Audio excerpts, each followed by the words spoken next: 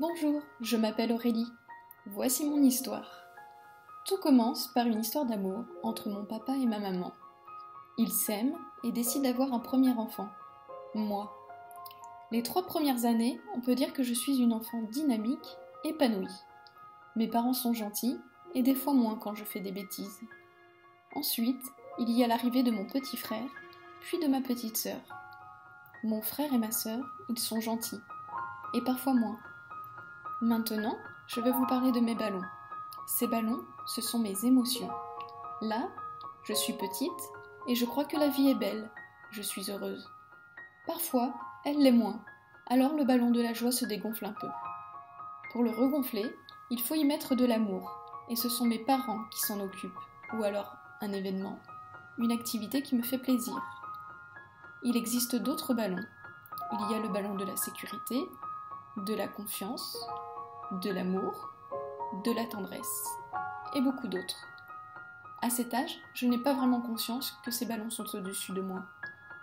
Je crois qu'ils ont commencé à vraiment être malmenés lorsque je suis rentrée à l'école. Dehors, les gens ont commencé à les bousculer, et les gens, ils sont nombreux. Et puis maintenant, il y a d'autres enfants autour de moi, des gentils et des moins gentils. Un nouveau ballon est alors apparu. Il n'était pas très joli, c'est celui de la peur. Est arrivé également celui de la tristesse, de la colère, de la crainte, et aussi celui de la honte. Je grandis avec mes ballons. Les années passent, d'autres s'ajoutent, grossissent même, mais j'avance. Puis un jour, les garçons commencent à me regarder différemment. Moi aussi. Un garçon en particulier m'aime bien. On rigole, on s'amuse, et puis au bout d'un moment, on s'amuse moins, on rigole moins. Il part. Je suis triste. Le temps passe. Un autre garçon vient vers moi.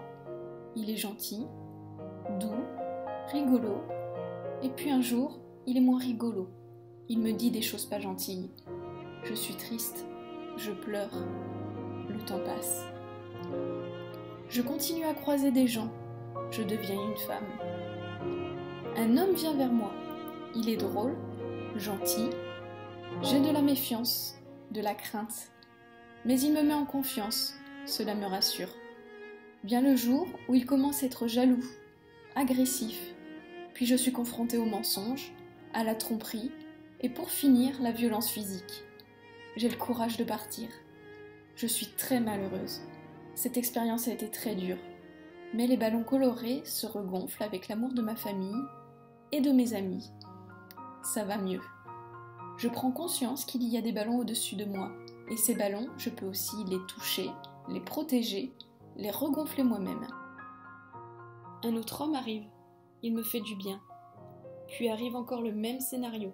Énervement, colère, jalousie, violence verbale. Un jour, une fille passe et il part avec elle. Pourquoi je tombe toujours sur des garçons qui me font souffrir? Pourquoi autant de violence? Et là, je fais une découverte qui va changer ma vie. Je commence à lire des livres qui m'expliquent le fonctionnement des ballons. Je prends conscience que les autres personnes aussi ont des ballons, et même des armures comme moi. Sauf que les armures des autres ne sont pas tout à fait pareilles que la mienne. Je rencontre même un gentil garçon qui comprend lui aussi leur fonctionnement. On rigole, on pleure, on est triste, on est joyeux, on apprend. Le problème, c'est qu'il a une trop grosse armure, et la mienne est déjà difficile à porter. Je souffre beaucoup, lui aussi, alors on se sépare. Je suis fatiguée et très en colère, j'en ai marre. C'en est assez, je ne veux plus de garçons qui me font souffrir. C'est à ce moment que ma vie va être transformée. Je rencontre une femme. Elle aussi connaît bien le fonctionnement des ballons, et elle me l'enseigne. Elle connaît même les armures. Elle m'explique que cette armure est composée de plein de pièces de métal. Ces pièces, ce sont mes croyances. Grâce à elle, je peux les voir maintenant. Elles sont pas très jolies. Je crois par exemple que je suis nulle, que les autres sont mieux que moi. Je ne suis pas intéressante. Ces pièces de métal, elles sont aimantées. C'est pour cela que j'attire d'autres armures. Des armures qui ont les mêmes pièces que moi. Et lorsqu'on a les mêmes pièces, eh bien on s'attire. Lorsqu'elles rentrent en contact, ce n'est vraiment pas très agréable. Alors, on préfère pointer du doigt l'inscription sur l'armure de l'autre, alors que cette personne est juste là pour nous montrer que l'on a la même. Ce qui est génial, c'est que j'ai appris à voir ces inscriptions, et que j'ai le pouvoir de les enlever une à une. Grâce à toutes ces informations, je vois maintenant la vie autrement. J'avance avec plus de confiance. Je n'ai plus peur de cogner mon armure avec celle de quelqu'un d'autre, car je sais que c'est pour m'aider à retirer la mienne. Aujourd'hui, je suis avec un homme. C'est mon amoureux, mon allié. Il m'aide à regonfler mes ballons quand ils sont un peu à plat. On s'aide à retirer petit à petit les pièces de nos armures. Ce qui est bien, c'est qu'il n'a pas peur de mon armure, parce qu'il sait qu'on a les mêmes pièces en commun. Et ça fait du bien, ça me rassure. Je me sens de mieux en mieux. Lorsque l'on se débarrasse de tout ça, eh bien on se sent plus libre, plus léger. Je pense même que l'on peut voler. Il y a encore parfois des bouts de pièces qui sont bien cachés et que l'on découvre de temps en temps, mais ce n'est rien comparé à avant. Cette histoire, c'est la mienne, mais c'est aussi la vôtre, car vous aussi vous avez des ballons et une armure. Je vous souhaite de trouver la personne qui vous accueillera et vous aidera aussi à comprendre et retirer cette armure trop encombrante.